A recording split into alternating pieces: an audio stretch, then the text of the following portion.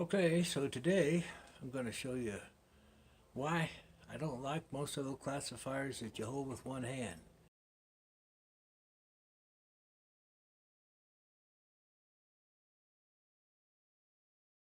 Because you can never get your shovel in it. Let me explain. Hey Charlie, I got to show them how to make a classifier with a folding handle.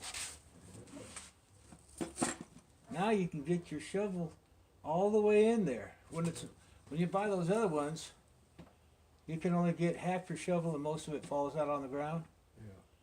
Yeah. And that's a lot easier with one hand than it is with two because you're bending over so much.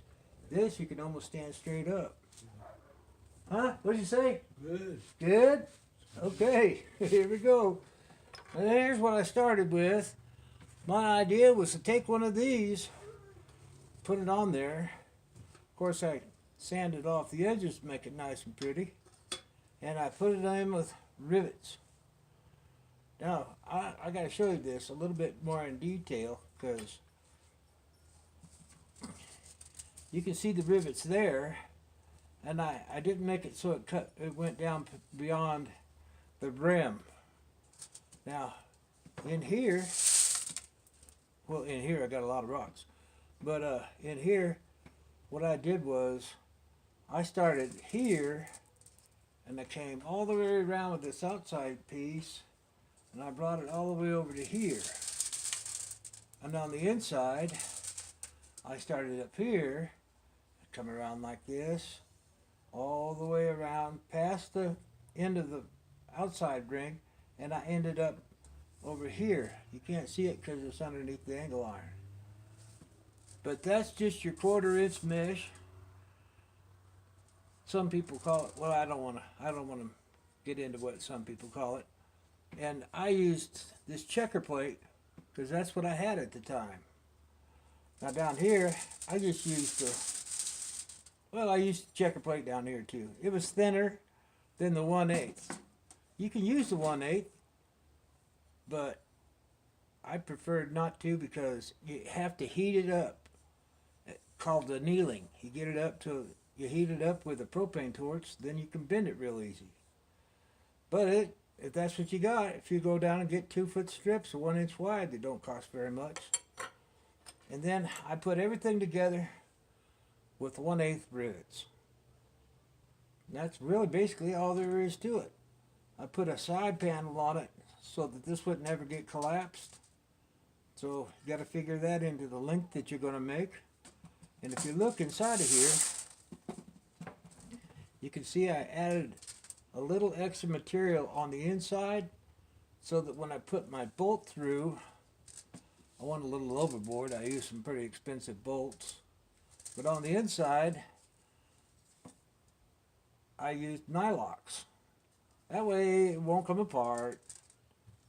Now, when you go to make this handle, it's made out of PVC. And the way you keep your PVC from getting all flat, let me grab a piece of PVC. You take your PVC, you heat it with a heat gun. Take your time and stay about that far away, about 8 inches away from your tube. And what you do is you take a piece of wood and cut a ring the same size as your bend. It's got to fit inside this diameter. You take your little die, we're going to call it a die, okay? Put it on there. Make sure you have enough room for pipe, like that. Let me pull the head off this pin. You don't want to come off. And we'll make a little mark down here. That's a nice little mark, ain't it? Okay. Then you mark the side. There you go. Pretty close. Turn it over. And And now you can transfer your line to the other side by lining up the mark and the edge. It's like this.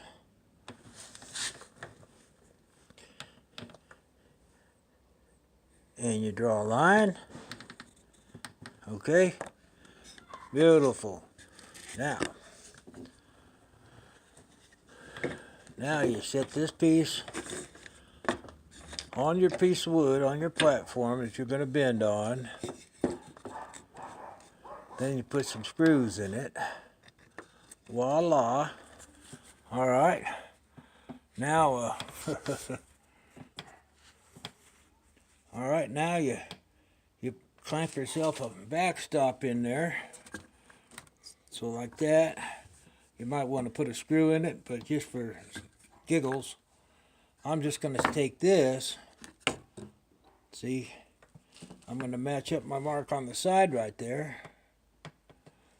I'm going to put a screw here, and I'll put a screw down here so it won't come off.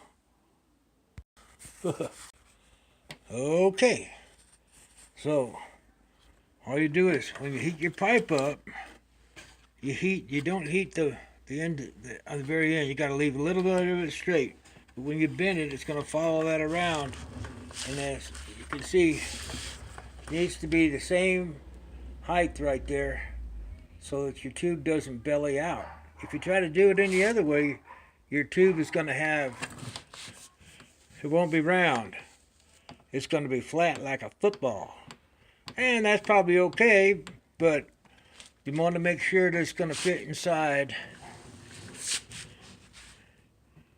your nice little classifier. And then you can heat that up and smash the end of it flat so you can put a bolt through it, and you're done. Hey, now when you go get rivets, you've got different sizes. So if you use real thin material, you'll want a shorter rivet because you're going to double it up. And then on the back of your rivet, you're going to want to put these plates on it. They're called backing plates. They're sold right where the rivets are, in the same section where you find your rivets. And they just slide on there like that. Because when the rivet gets squeezed, it mushrooms out right there. Pulls everything together. I know you guys know how to run a rivet gun, but I thought I'd take a few minutes and explain to you that's how simple it is. Okay, just a little close up on the rivets. This is 3/4, and that's 1/2 inch. That's how long they are, and they're 1/8 in diameter. Just thought I'd let you see that and give you a little more close up. Okay, here's a close up on the hinge. See how I crimped the pipe there?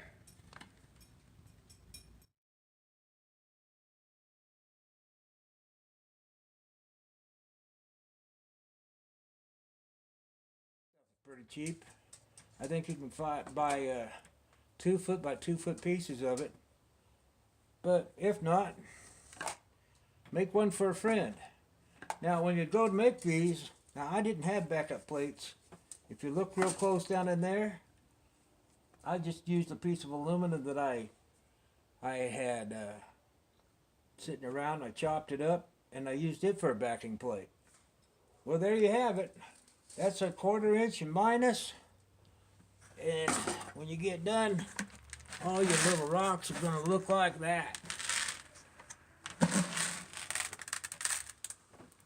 There you go, like that. 1/4 inch and minus.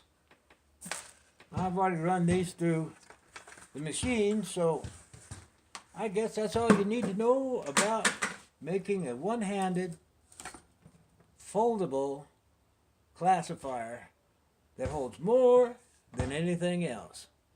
Well, that's it from the 2 old prospectors. I hope you get to building one soon. Build one for a friend. They'll appreciate it immensely. Bye. Hey, Charlie. They're playing reruns on the television now on the Food Channel again. Well, that's a microwave. Oh.